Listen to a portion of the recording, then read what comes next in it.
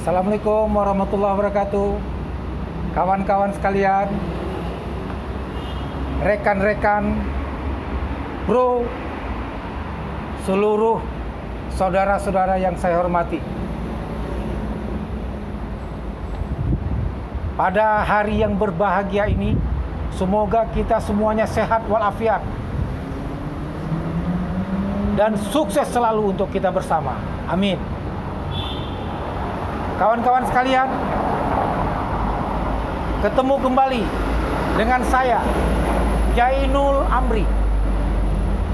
Apa kabar? Saya sebelum memulai sharing-sharing ini mencoba mengingatkan kembali kepada kawan-kawan sekalian agar jangan lupa untuk subscribe, like, dan share. Terima kasih atas atensinya. Kemudian kawan-kawan sekalian,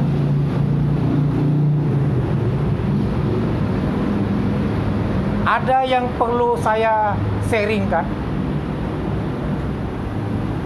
tentang sekitar masalah anak dengan orang tua. Kawan-kawan sekalian, ada seorang ibu yang menyampaikan keluhan dengan isak tangisnya. Dia berkata, "Sungguh tega anakku telah memperlakukan aku secara tidak baik, telah menuntut aku secara pidana, dan telah menggugat aku ke jalur pengadilan perdata. Malu rasanya."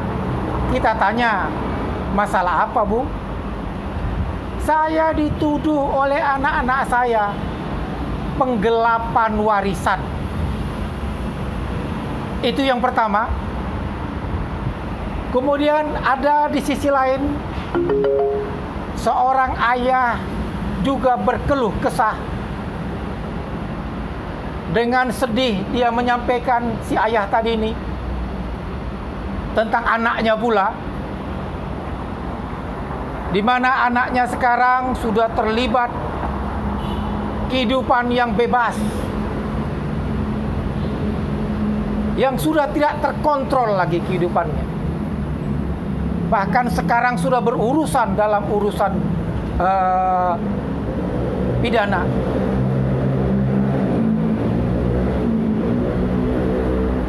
Oleh karenanya, mari nanti kita lihat, kita ulas perlahan-lahan bagaimana yang sebenarnya dan bagaimana solusinya, dan apa hikmah yang bisa kita ambil di balik masalah-masalah mereka itu.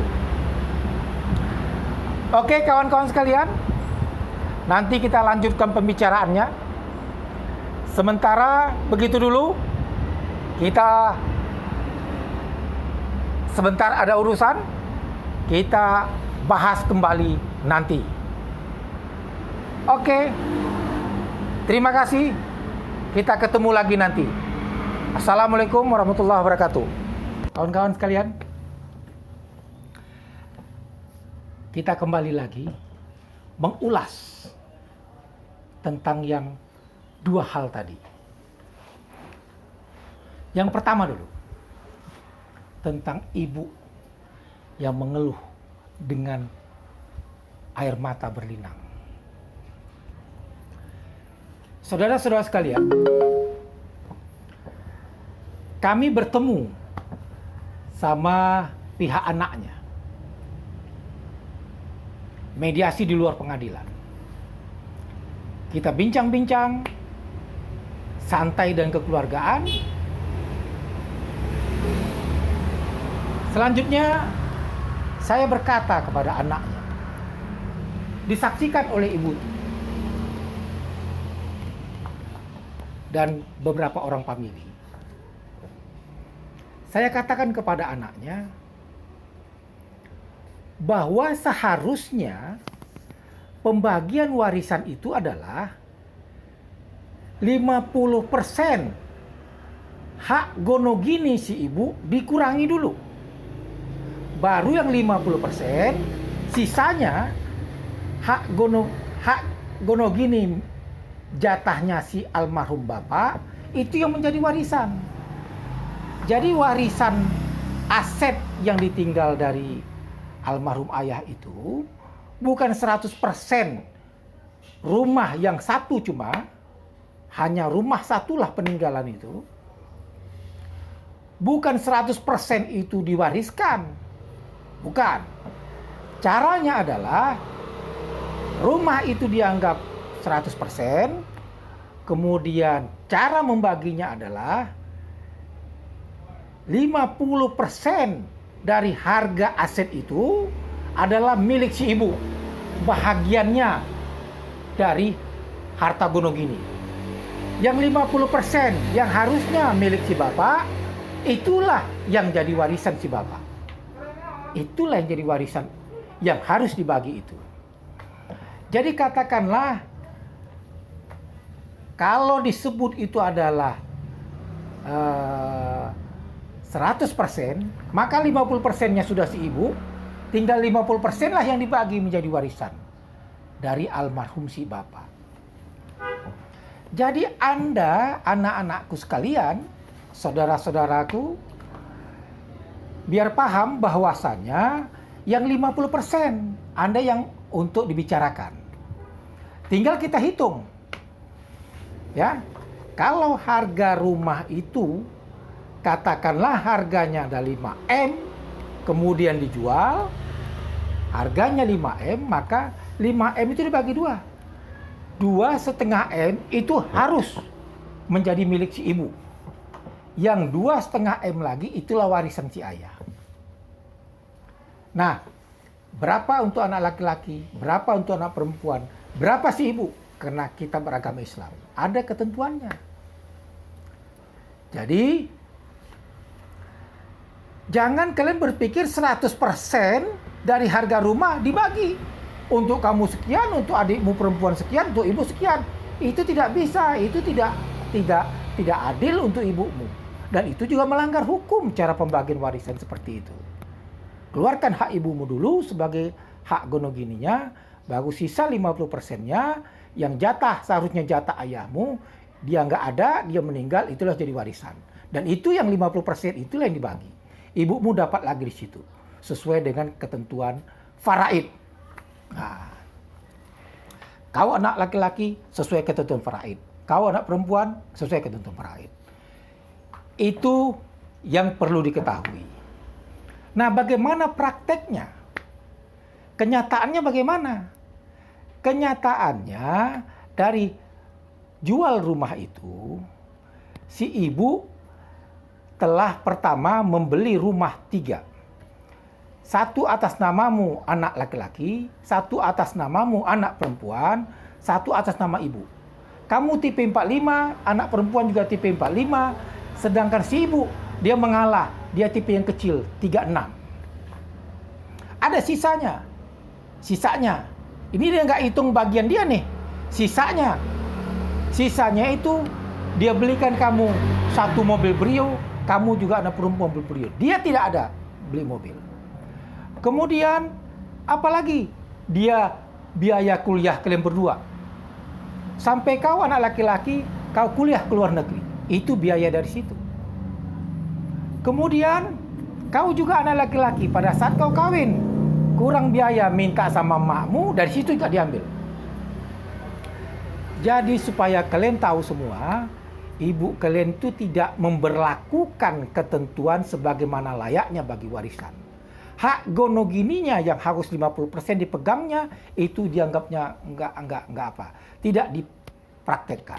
Kenapa? Dia mengutamakan anak-anaknya bahagia. Dia nggak mikirkan dirinya. Jadi kalau kalian melakukan ini sama ibumu, ini adalah kesalahan besar. Dan itu ciri-ciri kamu durhaka sama ibu. Betapa tidak? Kamu dibesarkannya, kemudian Disekolahkannya sampai ke luar negeri. Belakangan kamu kawin juga dibantu sama dia. Dibelikan mobil, dibelikan rumah. Kemudian sekarang kamu menuntut. Kamu berapa tahun kerja? 5 tahun kerja. Kamu sepeser pun tidak pernah memberikan kepada ibumu. Tidak pernah membagi kau kepada ibumu. Sekarang kalau malah kau menuntut dia lagi. Sungguh luar biasa. Ketahuilah Ananda, penjahat sekalipun sangat hormat sama ibunya. Timbul pertanyaan, kau penjahat tidak? Sedangkan penjahat, perampok, pembunuh sekalipun, mafia sekalipun, yang dia takut itu cuma satu, yang dia hormati cuma satu, ibunya. Jangan macam-macam. Pikirkan yang kau lakukan ini, kau teruskan atau kau minta maaf sama ibumu, cabut semua tuntutanmu, cabut gugatanmu. Kemudian seiring waktu berjalan, dipikirkan oleh dia, kemudian hubungan anak sama ibunya sudah bagus, dan perkara itu dicabut. Alhamdulillah itu selesai secara baik dan kekeluargaan. Alhamdulillah kita bisa menyadarkan kembali anak tersebut. Alhamdulillah. Kemudian timbul permasalahan yang perlu kita kembangkan. Kalau tadi si anak yang memberlakukan itu kepada ibunya, kalau kita kembangkan lagi, apakah ada pula orang tua dia ditinggal mati oleh suaminya, kemudian harta warisan ada, kemudian dia mau kawin, apakah si perempuan tadi, si ibu tadi mau kawin, atau si duda tadi mau kawin? Timbul pertanyaan lagi adalah, bagaimana dengan hak dari aset warisan itu? Kebanyakan orang tidak peduli. Kawin saja si janda tadi, aset warisan belum dibagi. Kawin si duda tadi, warisan yang bagian dari anaknya tidak dibagi. Masuk dalam perkawinan selanjutnya. Ini tidak boleh. Anda ibu janda tadi silakan kawin. Tapi sebelum kawin, bagi dulu warisan. Keluarkan hak anak-anakmu. Keluarkan hak ahli waris untuk mendapatkan haknya. Demikian juga kau ayah. Kau ketinggal mati oleh istrimu. Harusnya bagi dulu warisan. 50% hakmu, silakan. Kemudian 50% tadi bagi, hak anakmu keluarkan. Bagus, setelah itu bersih, kau kawin. Tidak terbawa hak dari anakmu terhadap warisan almarhum ibunya atau almarhum ayahnya. Silakan kawin, tapi jangan campur-campur. Jadi kusut nanti di belakang hari. Itu perlu jadi bahan masukan untuk kita. Saudara-saudara sekalian, kemudian kita lanjutkan kembali. Saudara-saudara sekalian, mengenai permasalahan yang kedua, yaitu keluh kesah, bingung dan gelisah, sedih seorang ayah mendapatkan anaknya sekarang tidak berdaya, masuk dalam penjara karena kasus pidana. Apalagi anak satu-satunya.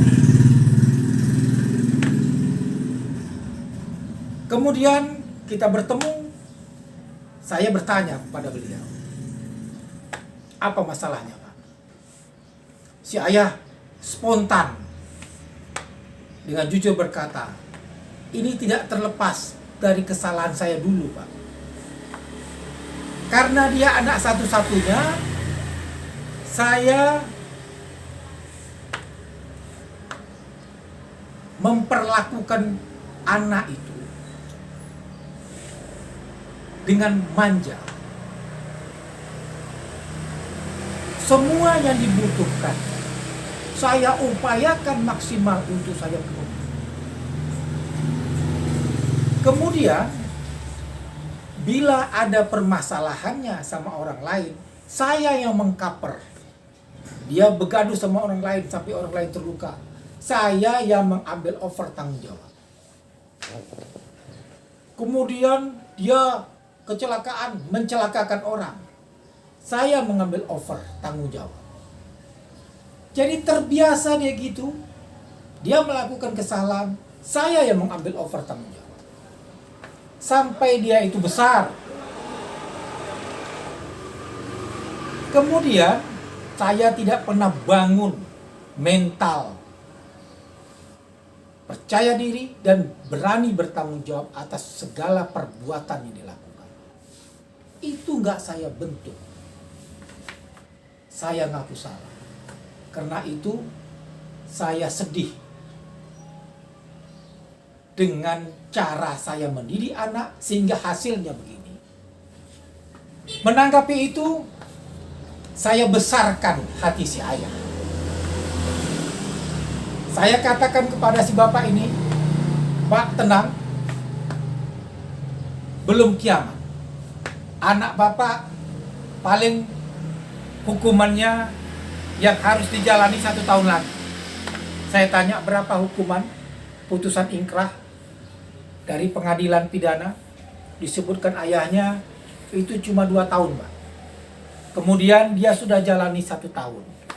Ya kurang lebih maksimal 1 tahun lagi lah gitu. Kalau nggak dapat remisi, dia akan keluar. Saya apa katakan sama si ayah? Inilah tempat pembinaannya. Inilah tempat dia bisa membuat dirinya matang. Dia belajar hidup yang benar itu di sini sekarang. Bapak jangan pernah sedih berhadapan sama dia. Tegarkan hati Bapak. Dorong dia untuk menjadi seorang jantan dan berubah dari yang dulu manja, sekarang berubah menjadi orang yang penuh percaya diri. Dari yang dulu suka dikeloni, suka dikaper, permasalahannya dia buat, bapak yang mengkaper kerugiannya, bapak yang ganti rugi sama orang, dia enak-enakan. Nah, yang seperti itu diubah. Ke depan dibuka lembaran baru. Alhamdulillah waktu masih panjang. Anak bapak nyawanya belum sakratul maut, masih bisa dirubah. Alhamdulillah sekarang proses perubahan diarahkan oleh Tuhan yang kuasa melalui proses masuk penjara. Mudah-mudahan masuk penjara ini membuat anak bapak menjadi seorang laki-laki, menjadi seorang dewasa, menjadi orang yang penuh tanggung jawab, berani berbuat, berani bertanggung jawab. Kamu berbuat, jangan lempar sama orang tanggung jawab. Ini mudah-mudahan hikmah dari permasalahan yang Bapak hadapi. Yang paling penting, Pak, jangan jauhkan anak Bapak dari sujud. Arahkan dia supaya sujud, lebih banyak mendekatkan diri sama Tuhan. Itu yang membuat dirinya semakin tegar menghadapi ini. Tidak gampang putus asa. Saudara sekalian, apa hikmah yang didapat dari itu semua? Kedua permasalahan ini, apa hikmah yang kita dapat? Bahwasanya kita harus sebagai orang tua untuk berusaha membuat kader kita, anak kita itu menjadi aset berguna di dunia dan aset berguna untuk akhirat kita. Berguna, bermanfaat untuk dirinya sebagai seorang manusia hidup di dunia, berguna untuk lingkungannya, untuk dirinya, untuk masyarakat sekitarnya. untuk keluarganya, untuk istrinya, untuk anaknya. Dia bermanfaat. Dan dia bisa dibanggakan. Kemudian dia juga bermanfaat untuk orang banyak. Saudara sekalian, bentuklah anak kita supaya dekat sama Tuhan. Bentuklah supaya dia menghambakan dirinya sepenuhnya pada Tuhan yang kuasa. Buatlah diri Anda sebagai contoh terbaik untuk diri. Kalau Anda seorang orang tua yang baik, bentuk anak akan ikut mencontoh kepada Anda. Benahi diri Anda, baru Anda bisa mengajar kepada anak. Contohkan yang terbaik, baru anak bisa mencontoh Anda. Kemudian tanamkan kepada anak kita itu, jangan malu menghadapi kenyataan yang ada sekarang. Jangan gengsi.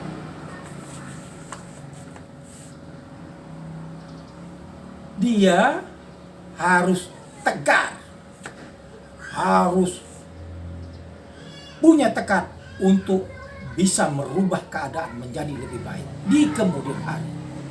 Itu yang memacunya menjadi orang yang maju di kemudian hari. Kawan-kawan sekalian, anak-anak itu harus bisa membuat dirinya diperhitungkan oleh keluarganya, oleh masyarakat sekitarnya. Bukan hanya dihitung. Jadi kalau dia nggak muncul, terasa kurang sama orang. Begitu pandainya dia bersosialisasi, begitu punya arti dan manfaat dia untuk sekitarnya. Dia tidak menghabiskan, tapi dia bisa mengembangkan dan menambah aset yang ada. Dia selalu bersyukur. Dan dia selalu berbagi. Yang seperti ini akan membentuk mental anak. Menjadi orang yang vertikalnya bagus, horizontalnya juga bagus. Hubungan ke atas pada yang kuasa bagus, kepada horizontal sesama manusia. Dia sangat dihargai, dihormati, dan dia bermanfaat di dalam hidup dan kehidupan. Saudara-saudara sekalian, mudah-mudahan apa yang sudah kita sampaikan tadi, mudah-mudahan apa yang udah kita ulas tadi, semoga bisa bermanfaat untuk kita semua. Lebih dan kurang saya mohon maaf.